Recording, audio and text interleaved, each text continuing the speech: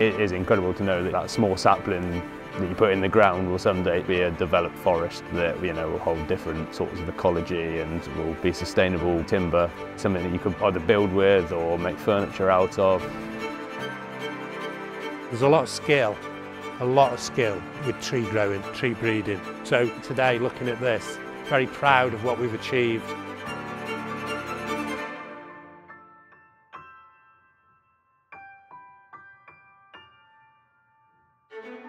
They are the oldest living things we have in this country. They are hundreds and hundreds of years old. They have seen so many changes. We know these trees individually, and that's a really special thing. I've been here my whole life, and it's really important that the forest as I know it today is still here for my younger generations of family. We're laying down the foundations for our children and our children's children, aren't we?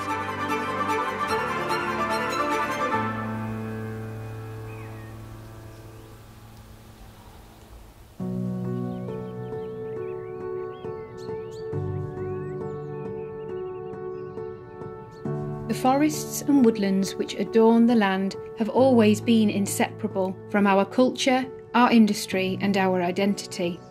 Over the last century, the number of trees in England has doubled, and as the nation's biggest landowner, Forestry England relies on the dedication of hundreds of skilled workers to manage its forests. From gathering and preparing the seed, to germination and careful nurturing in the nurseries, planting saplings and helping them grow and thrive, through to harvesting sensibly and caring for ancient veterans. These people ensure that the forests and woodlands we know and love continue to flourish. We supply our own nurseries and the private sector with forestry seed. We're basically trying to grow trees now that in 30 or 40 years' time will be healthy if temperatures are higher than they are now. We're collecting from orchards around the country and we bring it here and process it. As quickly as we can, we get them put into pallets. It then gets put through a 3-part kilning process. The heat will actually dry them out further, and as they open, the seed can be released. The seed that falls out of the drum is then put through the processing to clean it so that it's suitable for sowing mechanically in the nurseries. We're very proud that the seed that we supply will affect the quality of the plants that are produced from it.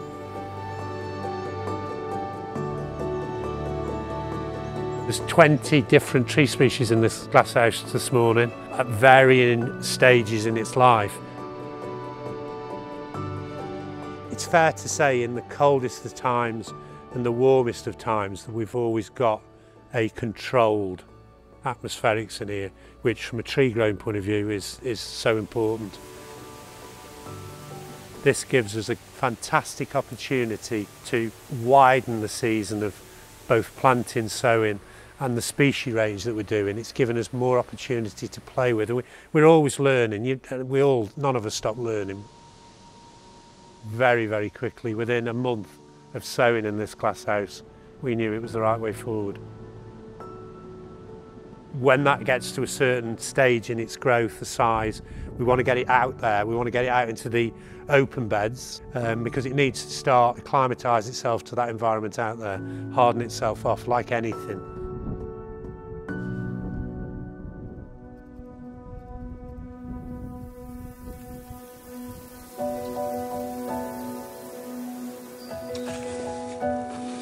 We normally start planting just before Christmas, and then dependent on weather conditions go through to sometimes about April, and this is just so the ground's nice and moist.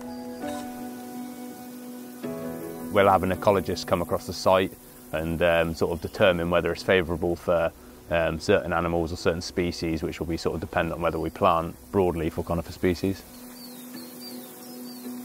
We'll either fence an area completely and then just restock the fenced area, or we'll plant in groups of tree shelters yeah, just to stop any deer or boar trying to damage the saplings. A good day's tree planting is nice dry weather, quite cool so you don't get too hot, and just the ability to come out in the woods. You've got all this open space, you know, and get on with work that you can actually see will benefit in the future. Yeah, it's nice to know that my kids will come hopefully see something that's grown and developed that I've planted long after I'm gone, I guess.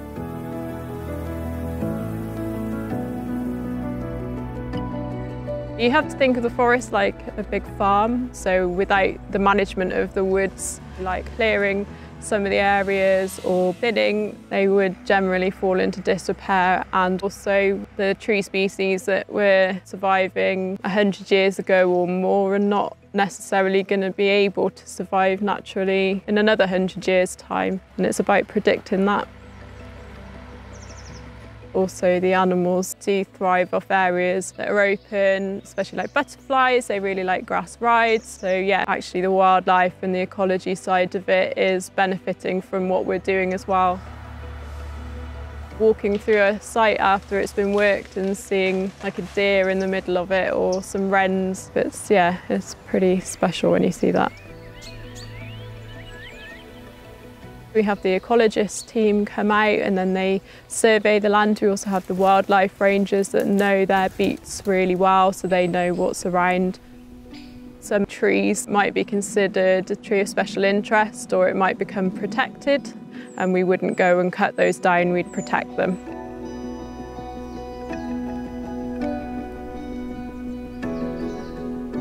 We are really lucky with our history of land management in the UK. We have more veteran and ancient trees than anywhere else in Europe, pretty much anywhere else in the world. So these are all oak trees, just the native English oak. The Forestry Commission acquired the land in the 1950s and we planted up the woodland around. So it feels much more like a woodland habitat now, but it wasn't always this way. And the trees have seen plenty of changes over the hundreds of years that they have been here.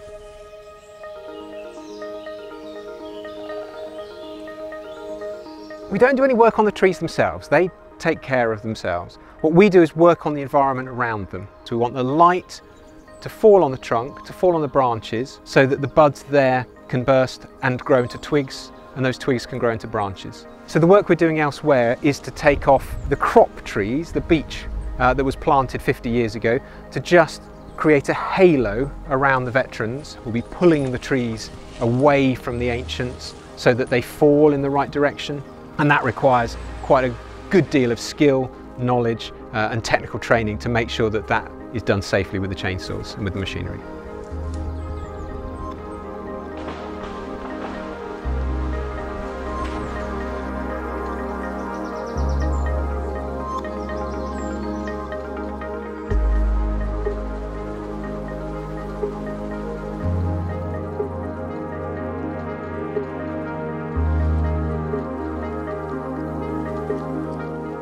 Trees are very delicate in their nature with the root systems and stuff like that, so the best way to be planting them is very manually. So you can take care of good tree handling, make sure the root systems don't get damaged, and make sure they get put in the ground properly. So it's quite nice the fact that, yeah, something developed so long ago is still the best way of doing it, and there's not really anything that can replace that. It's still got to have that human input.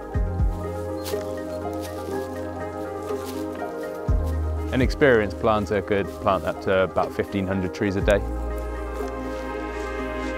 It's nice to know that you're increasing that sort of wild landscape.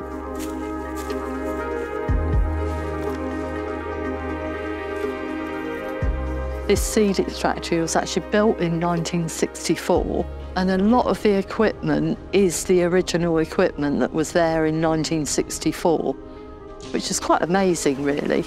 They really made things to last in those days.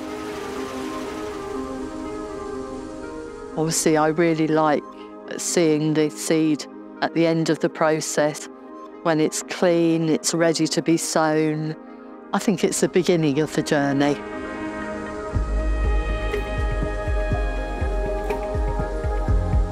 And the one thing that nursery people don't want to see is loss. They don't want to see a tree die. They take it personally because they've been involved in the whole process. We learn how to deal with this seed every year we grow it, and that's what the challenge is getting them to germinate, getting them to a usable size for districts to restock with. It's the opportunity to have a range of species so it can combat climate change and the changing timber needs of the industry.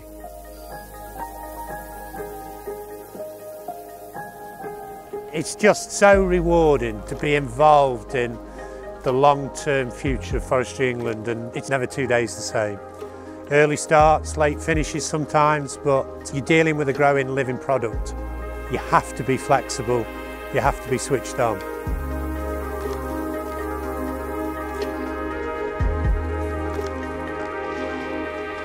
The area I cover is quite diverse, so I get to decide where in the forest I work that day. You've definitely got to be an outdoor person to enjoy this job. It's nice and sunny today and it's reasonably warm, but there's days where you will go home and you will be cold and wet, and you can't avoid it because you have to be out there. Being part of it is actually really important because this is my local forest, and I'm really proud to be from here because it's so beautiful.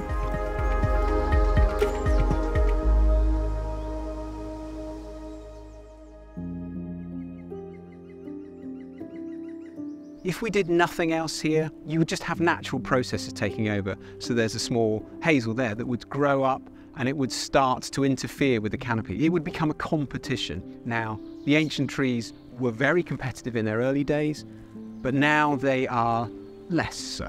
They are starting to relax, and we just want to allow them to enjoy their dotage. It might take generations and generations of human age for these trees to finally reach the end of their life, but that could still be hundreds of years away.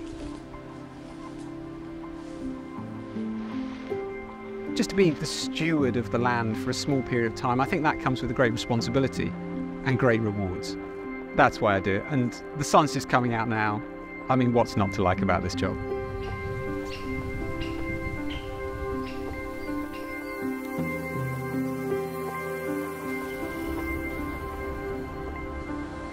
The creation and care of the nation's forests and woodlands is more vital than ever. With the threats of climate change and biodiversity loss, our foresters are committed to making these beautiful and life-giving habitats bigger, healthier, better connected and more diverse.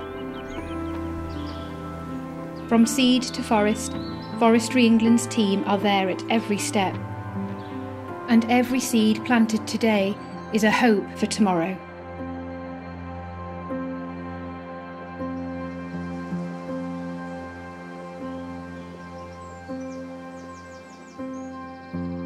I actually worked out earlier on in the year that we will actually produce enough seed for over 100 million trees. In 1 year? In 1 year, yeah.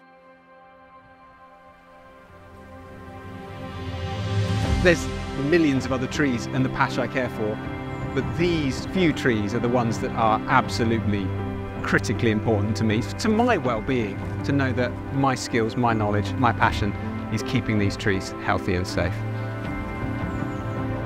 It makes me really proud to know that my hard work and the hard work of generations before us who planted these trees is useful. It's such a valuable resource from people in urban areas to be able to come out and enjoy it. Also the amount of biodiversity that it harbours, and also just, for sustainable timber products. I say many times to the staff here, from their own doorstep, I bet they're not 25 mile away from a tree that they've nurtured or grown or sent from Delamere. And you go up the motorway corridors across this island of ours, and there won't be many spots where a tree from Delamere hasn't been grown and is now thriving in Scotland, Wales or England. I'd like to think that what we're planting now will see us through the next 100 years.